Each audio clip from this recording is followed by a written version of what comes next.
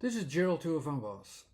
In this series of videos, I show you and provide you examples so that you can understand and realize with me how well every letter combination in a word also describes the word itself. And there's a reason why we pick out the letter N in those, or O, or S, or E, and they will fit into our way, how we think with English, that we try to focus upon objects as quickly as possible and with the mentality that we have how we describe things in English. And there's a theory in the background which is about focuses and about a geometry as well, about the self-organization principle of 3 times 3 times 3, of self-organization of letters actually, and the picking out of letters, the choice of letters. They will fit together so that they will make a livable, understandable, and also easy to remember coherency together. And let's describe the word nose. I always have in the beginning, if I say, just if you want to pick out a letter, there are just 3 categories. So our goal in English is to have as quickly as possible a physical reference point. Is that immediately possible? Okay, now we can already start from the first 9 positions, so it will be something of a physical position that we immediately can count on and have a steady position, and that will be dominating. So that could be one of the dominating letters if we really see that. Is it really something else that is more dominating, like that something is distracting, so because something is different there, and then you have to describe that difference? That's more the second category, mostly related with timing, but it could also be related with something that is changed and that you want to figure out what that change is. Or it is very difficult to see, okay, where does it start and where does it end? So we need a little bit context to say, okay, until within this frame is the thing that I can describe, and that's the last category, the context. So for nose, at its first sight, I would say it is immediately available in space. I can point it out in that area. Is that the most clear thing to do? Because when I see a face, I even have here, it blends all together. Is that it is in the middle of that face, so that's great, but is that enough to see, okay, do we have a nose here? If I have it here in 2 dimensions, and I don't, do I really see it? Is there really a nose available when I just point it out? Oh, it's in the middle. We know it will be in the middle, but is that enough to describe how it distincts itself? Is that distinctive enough? Actually, it is not so well described to simply say, oh, it's there in the middle, because it's, you see, it blends over a little bit. It's much more clear. The nose is much more profound when we see it from the side, and where we see the differences, and then we see the differences in space. So what do we have actually? It's already a more subtle description, that it's not just a point in space, it's something in space which shows itself with a certain change in form, change of position, and so on. We need that activity as well before we can really see the nose.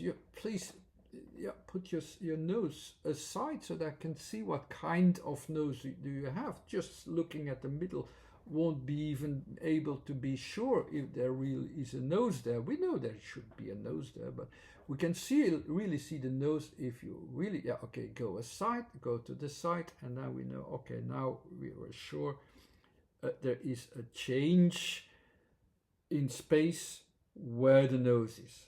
And that's what the description of that is used as a starting point to make a distinction in space that there is a nose there. So it is in space, and in space you see a difference. So that is not simply something from the category number one, that we immediately find the point in space. No, we first need to see the change there in space, and then only we can see the difference. And what kind of category is that? That's a category of the number two of what is different. The differences in of changes after movement, even there we see a difference in space. That's the category of that's the first series of the category of things that are about changes and about timing. So we have D, N, or Y. It is the number N, the letter N, because it is about the material that is changing. So that's why it is the N, not the D. D is about a new starting point because something is changing, and the Y is an end point of result, or so on, because we're focusing upon the end result. No, it is about some movement, some change, and there I see a difference. So the letter N is the right choice for the nose in this context.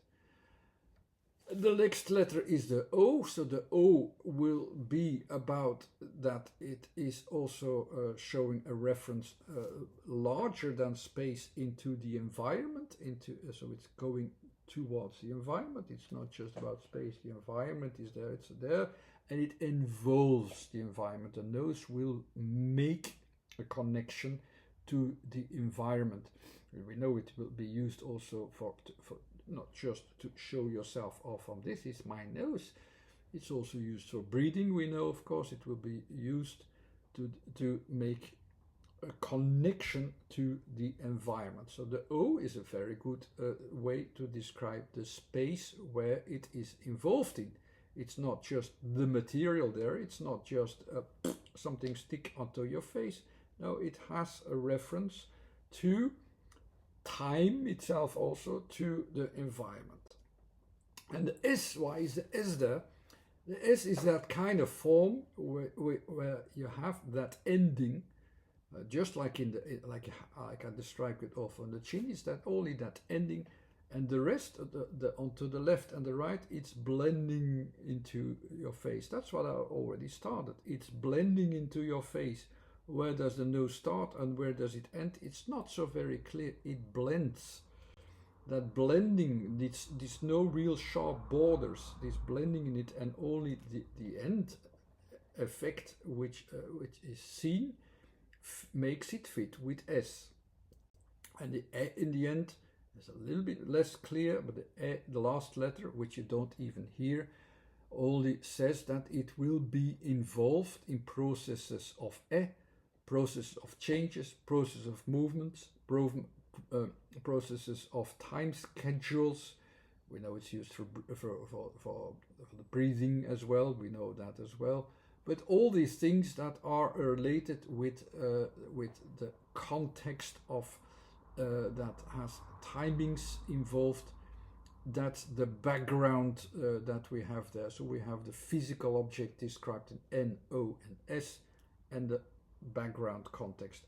Last thing is maybe something that you have to think over again, but it is describing actually where it is involved, actually not much more than these things. It is not pronounced as such, but it is there written down for it, and that written down says actually that we think it is important to still write it down because it has connections to it.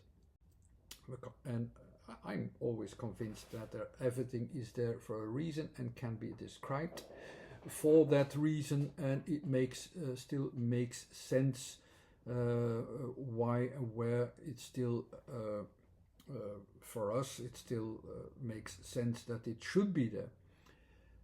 Anyhow, this was another example. Some books are there that can prepare you to get used to the whole system of following up the, the logic between the letters, and also in the application of the word, or the second volume from that large book will also dig into the past, how the old scripts also have their own logic that can be described with the letter positions and meaningfulnesses as well. And all the studies that have been used before are also mentioned there. There's a website there with previous videos, and there's a Facebook page also that where you can subscribe yourself to, so that you get announcements of those videos as well. Or you can simply subscribe at the YouTube channel. Okay, thanks again for watching. Bye bye.